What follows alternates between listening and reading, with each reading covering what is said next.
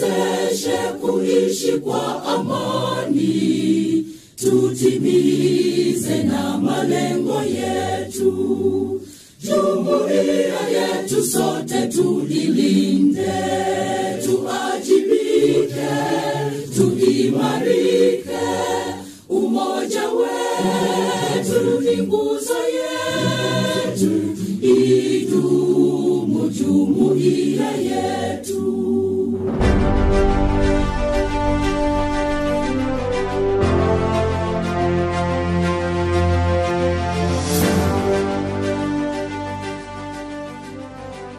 Katika moyo wa bara la Afrika, unapochomoza jua juu ya mlima Kilimanjaro na kuzama nyuma ya ziwa Victoria, kuna historia ya maono, umoja na matumaini ya hali ya juu. Hii ndiyo hadithi ya Umoja wa Afrika, yani East African Community, safari ya nchi zenye tamaduni tajiri zilizounganishwa na damu ya undugu, biashara na ndoto ya kuwa kitu kimoja. Wazo la kuunganisha nchi za Afrika Mashariki lilikuwa kabla hata ya uhuru wa mataifa haya. Katika miaka ya 1920 na miaka ya 1930, wakati wakoloni wa Kiingereza walitawala maeneo ya Kenya, Uganda na Tanganyika, wakati huo kulikuwako juhudi za kuunda ushirikiano wa kiutawala na kiuchumi. Hapo ndipo zilipoanzishwa taasisi za pamoja kama East African High Commission ya mwaka 1948 zilizosimamisha reli, posta na huduma za pamoja za kanda nzima. Lakini wazo halisi la Umoja wa Afrika Mashariki kama tulionao leo lilipata nguvu mpya baada ya nchi zote wanachama kupata uhuru wake. Viongozi watatu mashuhuri akiwemo Mwalimu Julius Kambarage Nyerere wa Tanzania, Jomo Kenyatta wa Kenya na Milton Obote wa Uganda walikuwa na maono makubwa ya kuona nchi zao zinaungana si tu kibiashara bali kwa umoja wa watu, sera na maendeleo. Mwaka 1967 viongozi hawa watatu waliitia saini mkataba wa kwanza wa Umoja wa Afrika Mashariki, yani East African Community, wa kwanza kabisa miaka hiyo. Huo ulikuwa ni mwanzo rasmi wa Umoja wa Afrika Mashariki, ukiwa na nchi tatu tu, yani Tanzania, Kenya na Uganda. Lengo kuu lilikuwa ni kuunganisha uchumi, kukuza biashara na kurahisisha usafirishaji wa bidhaa na watu ndani ya kanda nzima. Hata hivyo, umoja huo mwanzo ulivunjika mnamo mwaka 1977 kutokana na tofauti za kisera, kiuchumi na kisiasa baina ya viongozi wa wakati huo. Lakini kama msemo wa Kiafrika usemavyo, mti wa haki unaweza kukauka, lakini mizizi yake hubaki chini ya ardhi. Ndio maana maono haya ya Umoja wa Afrika Mashariki hayakufa hata hivi leo. Mwaka 1999, nchi tatu za waanzilishi zilirejea mezani wakiwa chini ya uongozi wa Benjamin Mkapa wa Tanzania, Daniel Arap Moi wa Kenya na Yoweri Museveni wa Uganda. Walitia saini mkataba wa kuanzisha upya Jumuiya ya Afrika Mashariki, na huo kuwa mkataba wa kihistoria uliosainiwa tarehe 30 Novemba mwaka 1999 mjini Arusha, Tanzania, ambapo ndipo makao makuu ya jumuiya hadi leo. Utekelezaji rasmi wa mkataba huo ulianza mwaka 2000, ukifungua ukurasa mpya wa ushirikiano baina ya nchi wanachama. Labda nikukumbushe kwa ufupi tu, Umoja wa Afrika Mashariki ulisaini mikataba mbalimbali ikiwemo hii muhimu kabisa ambayo leo nataka kukujuza. Mkataba wa kwanza ulisainiwa mwaka 1999.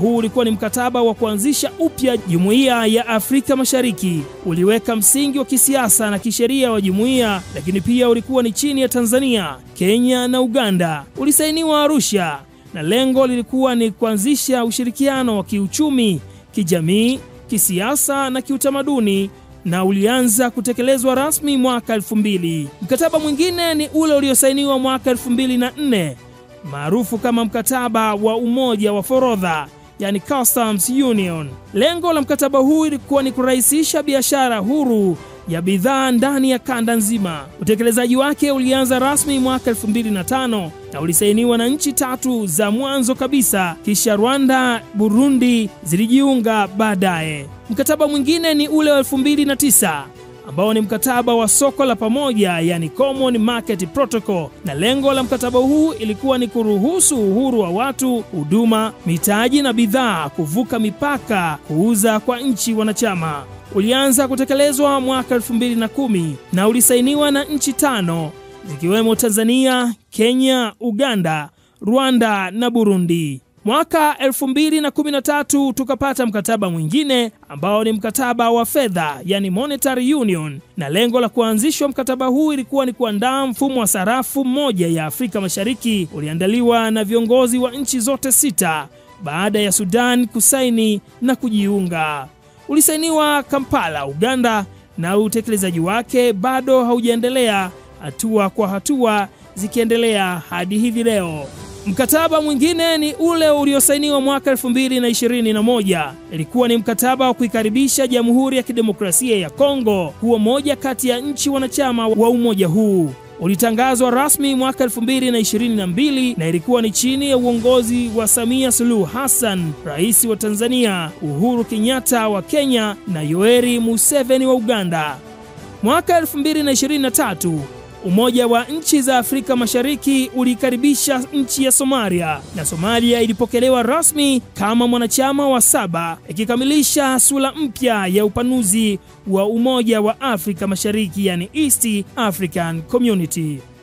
Tangu kuanzishwa kwake, Umoja wa Afrika Mashariki umeleta mafanikio makubwa, ikiwa ni pamoja na biashara baina ya nchi imeongezeka kwa zaidi ya mara 3 tangu mwaka 2000, lakini pia faida nyingine ni raia wa nchi wanachama kusafiri bila visa ndani ya kanda nzima. Bandari, reli na barabara za kikanda zimeboreshwa, lakini pia ushirikiano wa elimu na afya umekuwa. Vyuo vikuu na hospitali za kikanda ziliunganishwa na vikosi vya pamoja vya kijeshi vilishirikiana kuhakikisha nchi wanachama wanakuwa na amani. Kama ilivyo kawaida, palipo na mafanikio lazima kuna changamoto pia, na hizi ni baadhi tu ya changamoto zinazokumba Umoja wa Afrika Mashariki, ikiwa ni pamoja na tofauti za kiuchumi kati ya nchi tajiri kama Kenya na zile zinazoendelea kama Burundi, vikwazo vya kibiashara na ushindani wa kodi, tofauti ya kisiasa na kiusalama hasa katika mipaka na mizozo ya ndani, lakini pia kuchelewa kwa utekelezaji wa sarafu moja ya pamoja umekuwa ni moja kati ya changamoto kubwa inayokabili Umoja wa Afrika Mashariki. Licha ya changamoto hizo, umoja huu umekuwa mfano wa matumaini Afrika nzima na kufanya Afrika Mashariki kuwa moja kati ya umoja unaoigwa barani Afrika na duniani kote. Afrika Mashariki ni kama nyuzi za kitenge chenye rangi. Watu wa Kiswahili wa Pwani, Waganda, wa Kikuyu, Wanyarwanda, wa Burundi, wa Sudani na hata wenyeji wa Kongo, wote wanashiriki tamaduni zinazofanana. Muziki, vyakula, mavazi na hata michezo vimekuwa nguzo za umoja huu. Leo ni kawaida kumsikia msanii wa Kenya akishirikiana na msanii wa Tanzania au mwanamuziki wa Rwanda akisoma Dar es Salaam. Ni kama ilivyo rais leo kumsikia Mario wa Tanzania akishirikiana na Bien wa Kenya, au kwenye ile Karakata 5 ya Khaligraph wa Kenya alivyoshirikiana na nchi wanachama wa Afrika Mashariki. Afrika Mashariki ni kama mti mkubwa wa mwembe. Mizizi yake ipo Tanzania, Kenya na Uganda. Matawi yake yanaenea Rwanda, Burundi, Sudani Kusini, Kongo na Somalia. Na matunda yake ni amani, biashara na maendeleo ya watu wake. Kama wahenga walivyosema, umoja ni nguvu, utengano ni udhaifu.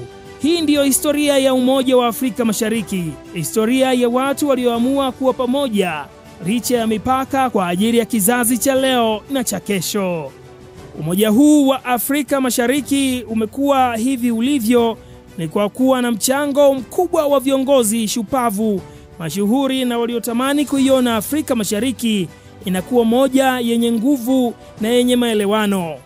Hili linanifanya nikupe orodha ya viongozi waliohudumu katika Umoja wa Afrika Mashariki toka kuanzishwa kwake. Tukianza na nchi ya Tanzania, wa kwanza alikuwa ni Mwalimu Julius Kambarage Nyerere mnamo mwaka 1964 hadi mwaka 1985. Ni mmoja wa waanzilishi wa umoja huu wa kwanza kabisa. Wa pili ni Ali Hassan Mwinyi, aliyekuwa rais wa Tanzania toka mwaka 1985 hadi mwaka 1995. Yeye alishiriki katika mazungumzo ya awali ya kufufua umoja huu. Benjamin William Mkapa, kutoka mwaka 1995 hadi mwaka 2005, yeye alisaini mkataba wa kuanzisha upya Umoja wa Afrika Mashariki mnamo mwaka 1999. Kiongozi mwingine kutoka Tanzania ni Jakaya Mrisho Kikwete, aliyekuwa rais kutoka mwaka 2005 hadi mwaka 2015. Aliendeleza utekelezaji wa soko la pamoja. Rais mwingine ni aliyekuwa rais wa Tanzania hayati John Pombe Joseph Magufuli, aliyekuwa rais wa Tanzania kutoka mwaka 2015 hadi mwaka 2021. Alisimamia miradi ya miundombinu ya kikanda kikamilifu na kuwa moja kati ya viongozi waliohudumu vyema. Samia Suluhu Hassan, aliyekuwa kiongozi wa Tanzania kutoka mwaka 2021 hadi hivi sasa, amekuwa sehemu ya upanuzi wa Afrika Mashariki kwa kuikaribisha Jamhuri ya Kidemokrasia ya Kongo na Somalia. Viongozi wa nchi wa Kenya walioshiriki katika Umoja wa Afrika Mashariki ni Mzee Jomo Kenyatta, aliyekuwa rais wa Kenya mwaka 1963 hadi mwaka 1978, mmoja wa waanzilishi wa Afrika Mashariki wakati huo. Daniel Arap Moi, aliyekuwa rais wa Kenya kutoka mwaka 1978 hadi mwaka 2002, alihusishwa kwenye mchakato wa kufufua East African Community, akasaini mkataba wa mwaka 1999 na Benjamin William Mkapa, rais wa Tanzania.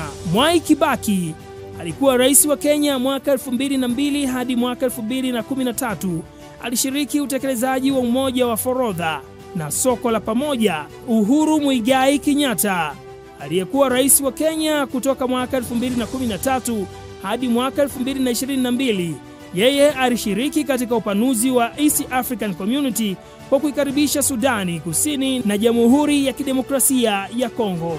William Ruto, ambaye ni rais wa Kenya kutoka mwaka 2022 hadi sasa, anaendeleza mchakato wa kuimarisha umoja wa fedha na ushirikiano wa kisiasa.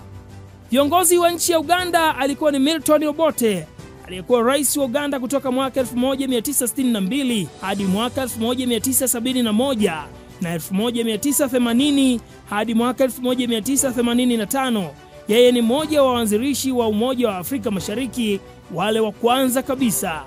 Rais mwingine wa Uganda alikuwa ni Idi Amin Dada, aliyekuwa rais kutoka mwaka 1971 hadi mwaka 1979. Kipindi chake kilichangia kuvunjika kwa Umoja wa Afrika Mashariki kwa kwanza kabisa, ambayo ilikuwa ni mwaka 1977. Rais mwingine ni Yoweri Kaguta Museveni, aliyekuwa rais wa Uganda kutoka mwaka 1986 hadi sasa. Yeye amekuwa sehemu ya kila hatua ya Umoja wa Afrika Mashariki mpya tangu mwaka 1999 hadi sasa. Rais mwingine wa Rwanda ni Paul Kagame kutoka mwaka 2000 hadi sasa, na Rwanda ilijiunga rasmi mnamo mwaka 2007 chini ya uongozi wake. Viongozi wa Burundi ni pamoja na Pierre Buyoyo, ambaye yeye alikuwa rais wa Burundi mwaka 1996 hadi mwaka 2003. Aliongoza maandalizi ya kujiunga na Umoja wa Afrika Mashariki. Lakini mwingine ni Domitien Ndayizeye, aliyekuwa rais kutoka mwaka 2003 hadi 2005. Yeye aliendeleza mazungumzo ili kujiunga na Umoja wa Afrika Mashariki. Pierre Nkurunziza, rais wa Burundi kutoka mwaka 2005 hadi mwaka 2020. Hapa ndipo Burundi ilijiunga rasmi mnamo mwaka 2007 chini ya uongozi wake. Rais mwingine ni Evariste Ndayishimiye, ambaye yeye ni rais kutoka mwaka 2020 hadi sasa. Yeye anaendeleza ushirikiano wa kikanda bila matatizo na kwa kufuata kanuni za amani. Jamhuri ya Kidemokrasia ya Kongo ilijiunga chini ya uongozi wa Felix Antoine Tshisekedi, ambaye alikuwa ni rais wa Kongo mnamo mwaka 2019 hadi sasa. DRC Kongo ilijiunga rasmi na Umoja wa Afrika Mashariki mnamo mwaka 2022. Bila kusahau, Somalia chini ya uongozi wa Hassani Sheikh Mohamed aliyekuwa rais wa Somalia mwaka 2012 hadi 2017, na kuanzia mwaka 2022 hadi sasa Somalia ilipokelewa rasmi kama mwanachama wa 7 mwaka 2023 chini ya uongozi wake.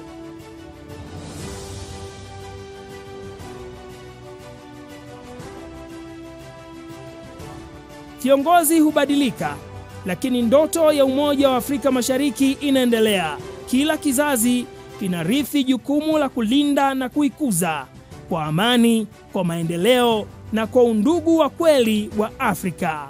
Msimuliaji wako siku ya leo ni mimi Ndaki William. Mpaka wakati mwingine, kwa heri.